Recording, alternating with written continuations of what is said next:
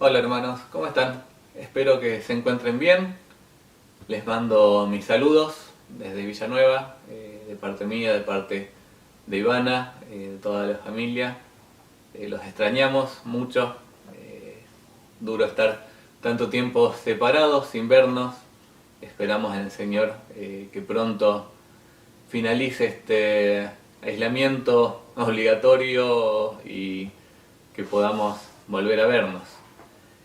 Hoy les quería compartir un pasaje que se encuentra en el libro de Primera Pedro. Primera Pedro capítulo 1, versículos 3 al 8. Un pasaje tal vez muy conocido por muchos, pero creo que nos trae un lindo mensaje para este tiempo tan especial que estamos viviendo. Se los voy a leer, dice así: Bendito el Dios y Padre de nuestro Señor Jesucristo, que según su grande misericordia nos hizo renacer para una esperanza viva por la resurrección de Jesucristo de los muertos, para una herencia incorruptible, incontaminada e inmarcesible, reservada en los cielos para vosotros, que sois guardados por el poder de Dios mediante la fe para alcanzar la salvación que está preparada para ser manifestada en el tiempo postrero, en lo cual vosotros os alegráis, aunque ahora, por un poco de tiempo, si es necesario, tengáis que ser afligidos en diversas pruebas, para que sometida a prueba vuestra fe, mucho más preciosa que el oro, el cual, aunque perecedero, se prueba con fuego, sea hallada en alabanza, gloria y honra cuando Jesucristo sea manifestado, a quien amáis sin haberle visto, en quien creyendo, aunque ahora no lo veáis, os alegráis con gozo inefable y glorioso. Hasta ahí nomás la lectura. Es un pasaje muy lindo porque habla de una esperanza que tenemos los creyentes. Dice que según su grande misericordia Dios nos hizo renacer para una esperanza viva. Y vamos a estar hablando unos cuantos minutitos de esta esperanza viva. Empieza diciendo el versículo que según su grande misericordia Dios nos hizo renacer para esto. No fue por méritos propios, no fue por nada que nosotros hayamos hecho, no fue porque seamos por ahí nosotros distintos o mejor que nadie, sino solamente por la misericordia de Dios es que un día nos buscó sin nosotros tener nada especial, sin ser ni más ni menos que otra persona. Pudimos conocerle, pudimos entender el Evangelio, su Espíritu Santo obró en nuestra vida para que lo podamos entender y pudimos tomar la decisión de aceptarle en nuestra vida. Gracias a eso, Él nos hizo renacer por su misericordia. Nos hizo, literalmente esta palabra significa nacer de nuevo. En el original es una palabra compuesta de dos palabritas. Una significa de nuevo, nuevamente, la otra significa engendrar o nacer. Significa, tal como lo dice la palabra, renacer, volver a nacer. Es el concepto por ahí que Jesús le explicó a Nicodemo, ¿se acuerdan en Juan capítulo 3?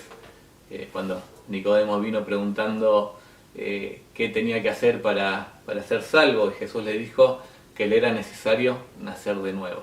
Y nosotros hemos nacido de nuevo, espero que todos nosotros ya hayamos puesto nuestra fe en Cristo, y este nuevo nacimiento viene acompañado, según Pedro, de una esperanza viva. Ahora, ¿qué es la esperanza? La esperanza podemos describirla como una expectativa favorable o positiva de algo que va a ocurrir en el futuro, de que se va a cumplir de una forma positiva, buena, algo que estamos justamente esperando. De eso se trata la esperanza. Tiene que ver con algo que todavía es invisible, que es futuro y que yo espero que se cumpla, que tenga una expectativa que eso vaya a ocurrir. Ahora, para los cristianos, lo que es la esperanza es muy distinto a lo que es la esperanza por ahí para la persona que no tiene a Dios.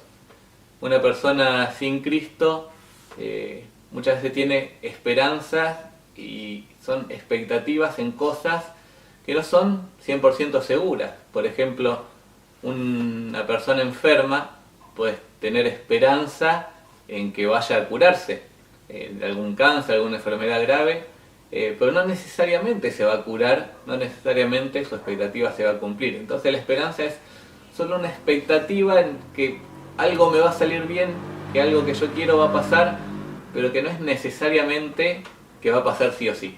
Es solo una probabilidad.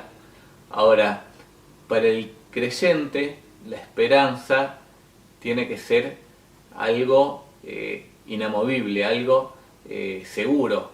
La esperanza del cristiano no tiene que estar en cosas posibles. La esperanza del cristiano está en cosas que sí o sí van a pasar, que son seguras porque no dependen de nosotros, no dependen de circunstancias, dependen del gran Dios que tenemos. Y este pasaje va a hablar de cuáles son los objetos de nuestra esperanza. Y habla de tres cosas futuras para nosotros todavía, pero que tienen que ser el objeto de aquellas cosas en las que ponemos nuestra esperanza. Son cosas inamovibles, cosas seguras. Primero, la primera cosa que esperamos los hijos de Dios está ahí nomás seguido en el versículo 4, que dice, bueno, nos hizo renacer, dice, por una esperanza viva, por la resurrección de Cristo de los muertos. El 4 dice, para una herencia incorruptible, incontaminada e inmarcesible, reservada en los cielos para vosotros. Lo primero que esperamos, y que no es una posibilidad, es algo seguro, es una herencia, menciona este versículo. Y fíjense las características de esta herencia. Dice que es, primero, incorruptible. Algo incorruptible es algo que no se puede arruinar, ni degradar, ni dañar de ninguna forma. En el mundo no tenemos cosas que sean incorruptibles. Uno piensa en incluso un diamante, que es de los materiales más duros que hay. Incluso al diamante hay gente que lo tallan, lo cortan, lo pulen. El diamante no mantiene siempre su forma, se puede modificar, es corruptible. Ahora, nuestra esperanza es incorruptible, nada la puede modificar ni siquiera un poquito. Esta herencia que Dios nos preparó, tal como Él quiso que fuese, va a ser, nada le va a quitar. No es que si yo me porto bien voy a tener más, si me porto mal voy a tener menos herencia o Dios le va a ir sacando. Es incorruptible, no se modifica. Ahora, después dice que es incontaminada. No solo que no se puede dañar, no se puede manchar. Nadie le va a agregar a lo que Dios ya preparó. Si Dios preparó un montón de cosas buenas, nadie le puede agregar algo malo entre medio. Es incontaminable, incontaminada. Y por último dice que es inmarcesible, palabra rara. Dicho en más criollo sería inmarchitable, algo que el tiempo no la puede dañar. No es que la voy a tener por un tiempo, que me va a estar esperando 100 años, 200 años. El tiempo no la afecta, la eternidad no la afecta. No se va a ir degradando, ni a consumiendo, ni achicando con el tiempo. Y dice que esta herencia está reservada en los cielos para nosotros. Todavía no la tenemos, si bien somos herederos de Dios, coherederos con Cristo, pero está reservada, nos está esperando en el cielo. Tenemos que tener esperanza en esta herencia. Ahora, ¿herederos de qué? Uno habla de herencia, pero ¿qué es lo que voy a heredar? ¿Voy a heredar oro, plata, piedras preciosas, mansiones? ¿Qué es lo que me está esperando en el cielo? Es una pregunta bastante complicada de responder, porque la herencia que Dios nos preparó es tan grande, tan incalculable, que no se puede explicar con palabras. Podemos intentar entenderlo un poco. Por ejemplo, en Hebreos capítulo 1 versículo 2 dice que Dios constituyó a Cristo heredero de todo. O sea, heredero de todo el universo, de toda la creación, todo lo que existe o que está por existir. Cristo es heredero de todo. Ahora, Romanos 8:17 dice que si nosotros somos hijos de Dios, entonces también somos herederos y coherederos con Cristo. ¿Qué significa esto? Que voy a heredar juntamente con Cristo. Ahora, si Cristo es heredero de todo, yo, junto con Cristo, soy heredero de todo, también. Y todo es todo.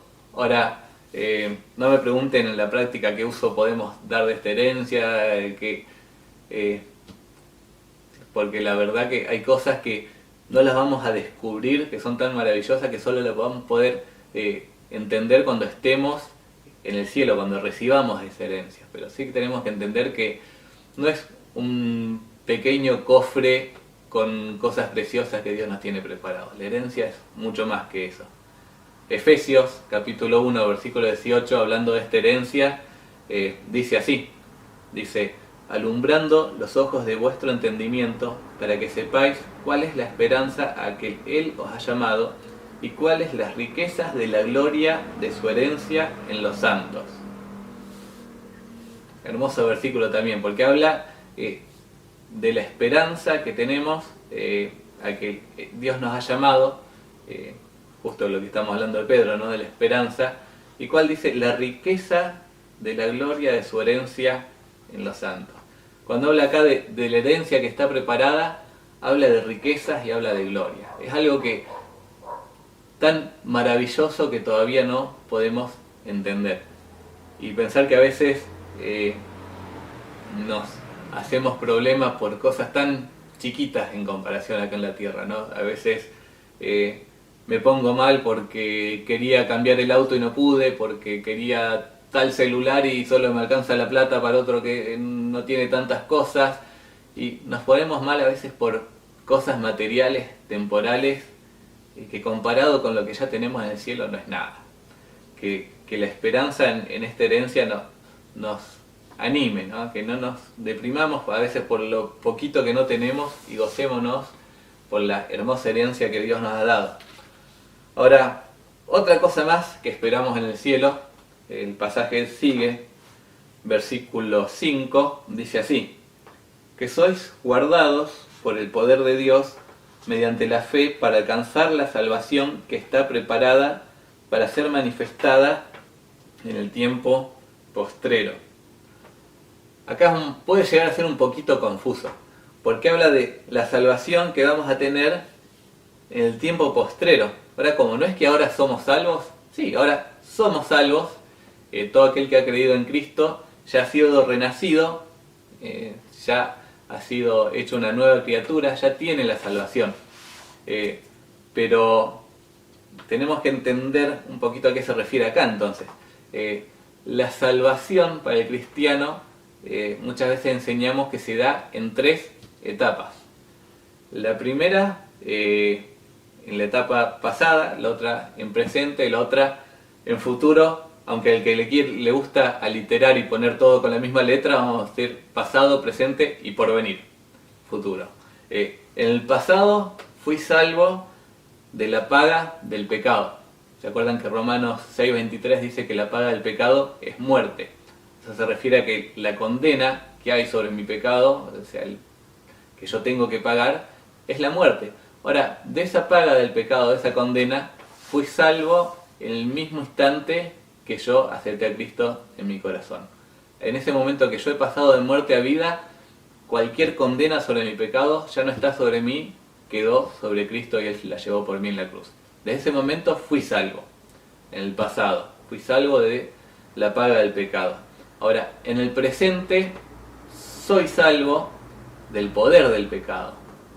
La Biblia dice que el pecado ya no se puede enseñorear de nosotros, no nos puede dominar. Ese pecado que yo cuando no conocía a Cristo me dominaba y me llevaba así o así a pecar, ahora ya no puede tomar control de mi cuerpo, de mi vida. Si bien sigue estando ahí, me va a tentar, va a tratar de que yo peque, yo tengo la opción de pecar o no. Soy libre para elegir. Ahora Cristo nos ha hecho libres y somos salvos del poder del pecado. Así que cada vez que yo peco, no fue porque no me quedó otra, no fue porque el pecado fue más fuerte que yo y me obligó, fue porque yo elegí pecar. Pero el pecado no tiene poder para obligarme, no tiene poder para dominarme. Soy salvo del poder del pecado. Y en el futuro voy a ser salvo, o en el porvenir voy a ser salvo de la presencia del pecado. A eso se refiere este versículo. El día que seamos salvos de una vez por todos de ya el resto de pecado que queda en nuestra vida. Romanos capítulo 8 dice que ahora está más cerca nuestra salvación de nosotros que cuando creímos.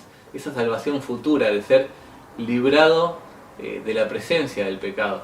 A veces no tomamos conciencia de lo importante que esto va a ser. Vos pensá todo lo que sufrimos hoy todavía culpa del pecado, si bien somos salvos. Todo lo que nos rodea, la creación misma, está sujeta a la corrupción del pecado. Incluso Romanos dice que la misma creación en un tiempo va a ser libertada de este poder del pecado. Está ella también gimiendo y sufriendo, esperando que nosotros seamos salvos y que ella también sea salva. Pues el pecado afecta montones de formas. Vos pensá, todas las preocupaciones que tenés hoy en día son en parte por el pecado, porque no te llevan a confiar en Dios y a depender de Él, y uno se preocupa y se estresa. Imagínate una vida sin preocupaciones, una vida sin ningún tipo de dolor, una vida sin nada que te cause tristeza. Es una mochila muy grande que se nos va a sacar de encima el día que no tengamos más esa presencia del pecado en nosotros, el día que esa salvación que está reservada en los cielos para nosotros se manifieste de una vez. Dice que está preparada para ser manifestada esa salvación en el tiempo postrero. Algo es manifestado cuando previamente estaba ahí pero no se veía, y en un momento se llega a ver. Eso significa manifestar, es dejar al descubierto o hacer que se vea algo que antes no se veía, pero que estaba. Es como tener algo en un cuarto que está completamente oscuro, de repente vos prendés la luz y se manifiesta todo lo que está en el cuarto. Así es nuestra salvación. Si bien hoy la tenemos, pero falta que se manifieste totalmente. Eso va a ocurrir cuando Cristo venga a buscarnos. Dice, ahí citando un poquito más el pasaje de Romanos, que habla de nuestra salvación futura cuando se va a manifestar. Romanos 8:18 dice: pues tengo por cierto que las aflicciones del tiempo presente no son comparables con la gloria venidera que en nosotros ha de manifestarse. Hoy podemos, como ya dije, culpa del pecado, tener sufrimiento, tener aflicciones, tener distintas dificultades. Incluso todo lo que está pasando con esta pandemia es parte de la misma degradación del mundo, lo que el mundo sufre por causa del pecado, y nos causa aflicción en el tiempo presente. Pero dice ahí Pablo en Romanos que esas aflicciones no son ni siquiera comparables con la gloria venidera que en nosotros se va a manifestar cuando se manifieste esa salvación. Es como tratar de comparar lo que pesa un grano de arena con lo que pesa una montaña. No lo puedes comparar. Una cosa es muchísimo más grande que la otra. Así es nuestra salvación. Las aflicciones de este tiempo no es ni siquiera comparable con el día que seremos salvos de todas las aflicciones y todo lo demás. Por último, tercer cosa que se va a manifestar, cosa que esperamos, que es futura, que es objeto de nuestra esperanza y que en algún momento lo vamos a tener. Seguimos leyendo versículo 7, vamos a leer el 6 también, que habla justamente de estas aflicciones que mencionaba Romanos. Dice: en lo cual vosotros os alegráis, aunque ahora por un tiempo, si es necesario, tengáis que ser afligidos en diversas pruebas. El versículo 7 está nuestra tercera esperanza, dice: para que sometida a prueba vuestra fe, mucho más preciosa que el oro, el cual aunque perecedero se prueba con fuego, sea hallada en alabanza, gloria y honra cuando sea manifestado Jesucristo. Otra cosa que va a ser manifestada en el futuro y que aún no lo vemos. Dice: cuando sea manifestado Jesucristo. Esto yo creo que más que nada es lo que tiene que mover nuestras vidas hoy. La esperanza de esa manifestación gloriosa de Cristo, ese día cuando Él venga a buscarnos. Dice el versículo que sigue: a quien amáis sin haberle visto, en quien creyendo, aunque ahora no lo veáis, os alegráis con gozo inefable y glorioso. Si hoy en día todavía nos podemos gozar en tener a Cristo con nosotros, aunque no lo veamos, aunque no podamos tocarlo, aunque no podamos saber cómo es físicamente, pero nos alegramos en Él y nos alegramos en su salvación, nos alegramos por tenerlo en nuestras vidas, ¿cuánto más nos vamos a alegrar el día que Él se manifieste, que lo podamos ver, que lo podamos incluso abrazar, que podamos sentir ese abrazo del Señor, esa persona que tanto nos amó y a quien tanto amamos y a quien hemos esperado tanto tiempo? Ese momento nos tiene que mover a vivir hoy de otra forma, nos tiene que llenar de esperanza, nos tiene que llenar de energía para continuar. Hay una historia, Juan capítulo 14, ¿se acuerdan de ya al último tiempo de Jesús, finalizando su ministerio? Estaban Él con sus discípulos, los vio desanimados, atribulados, y los consoló justamente con esta misma esperanza. Les dijo: no se turbe vuestro corazón, creéis en Dios, creed también en mí. En la casa de mi Padre muchas moradas hay, si así no fuera yo os lo hubiera dicho. Voy pues a preparar lugar para vosotros, y si me fuere y os prepararé lugar, vendré otra vez y os tomaré a mí mismo, para que donde yo estoy, vosotros también estéis. Y ahí Tomás le preguntó: Señor, no sabemos dónde vas, ¿cómo podemos saber el camino? Y Jesús le respondió: yo soy el camino y la verdad y la vida, nadie viene al Padre sino por mí. Ahora, la promesa de Cristo me encanta, porque los vio desanimados, los vio tristes, y no, más allá que les menciona el cielo, pero le dice que en un momento iba a venir a buscarlos y los iba a tomar a sí mismo para que ellos estén donde Él estaba. Lo que iba a consolar a sus discípulos en ese momento difícil, en ese momento triste, más allá del cielo, era Cristo mismo que iba a estar en el cielo, que ellos iban a poder estar con el Señor. Pablo mismo, hablando a los tesalonicenses que estaban por ahí un poco desanimados porque muchos de esos ya habían muerto y Cristo hoy no había venido y no sabía qué pasaba, y Él los anima justamente con este mismo concepto. Dice que el Señor mismo iba a venir y nos iba a tomar y nos iba a llevar con Él en el aire, dice, y así estaremos siempre con el Señor. Y después Pablo termina diciendo: animaos unos a otros con estas palabras. Lo que nos tiene que animar, lo que nos tiene que dar energía, fuerzas en los momentos difíciles, tristes, complicados, es justamente que todo esto va a pasar, que tarde o temprano, y espero que sea más temprano que tarde, Cristo va a venir, nos va a buscar, nos va a llevar con Él y vamos a estar siempre con el Señor, siempre con la persona en todo el universo que más nos ama. Siempre vamos a estar con Él. Ahora, esta esperanza de encontrarnos con nuestro Salvador también nos tiene que llevar a tener vidas distintas, ¿no? A vivir una vida como la que describe acá en Tito, capítulo 2, versículos 12 al 14. Dice así: enseñándonos que renunciando a la impiedad y a los deseos mundanos, vivamos en este siglo sobria, justa y piadosamente, aguardando la esperanza bienaventurada y la manifestación gloriosa de nuestro gran Dios y Salvador Jesucristo, quien se dio a sí mismo por nosotros para redimirnos de toda iniquidad y purificar para sí un pueblo propio celoso de buenas obras. Un pasaje que también habla de la manifestación de nuestro Señor Jesucristo, de la venida de Cristo. Versículo 13 decía: aguardando la esperanza bienaventurada, fíjense que habla también de esperanza, y la manifestación gloriosa de nuestro gran Dios y Salvador Jesucristo. Ahora, aquella persona que aguarda realmente esto, que aguarda la venida de Cristo, va a vivir de una forma distinta. Si uno piensa que Cristo puede venir mañana, Él hoy va a ser totalmente distinto a que si uno piensa que va a venir de acá a 500 años. el creyente, el cristiano tiene que vivir su vida esperando el retorno de Cristo y esperando que tal vez no nos despertemos mañana sin que Cristo venga hoy. Y si vivimos de esa forma, vamos a hacer lo que decía el resto de los versículos. Dice que renunciando a la impiedad y a los deseos mundanos, vivamos en este siglo sobria, justa y piadosamente.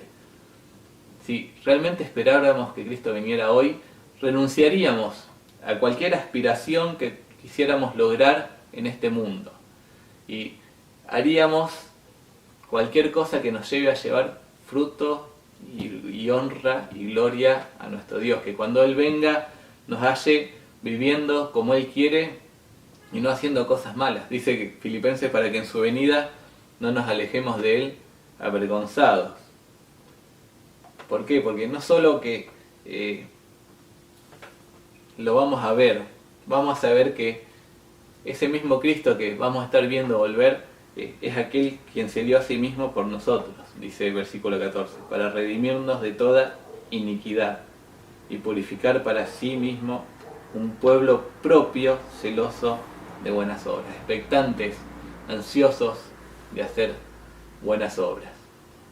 Así que hablamos de esperanza en tres cosas: en una herencia que ya tenemos segura, reservada en los cielos para nosotros; en una salvación que, si bien ya la tenemos, será muchísimo más gloriosa cuando se manifieste, cuando Cristo nos venga a buscar; y la tercera esperanza es justamente Cristo mismo, nuestro gran Dios y Salvador Jesucristo, que va a venir a buscarnos. Así que si estamos esperando todo esto, no tenemos por qué desanimarnos, por qué afligirnos por ahí viendo las cosas y las circunstancias que nos rodean. Es mi deseo para todos nosotros que podamos vivir no por ilusiones, no por expectativas en cosas terrenales que por ahí no se van a cumplir, sino que vivamos con nuestra esperanza puesta en Cristo. Que Dios bendiga su palabra.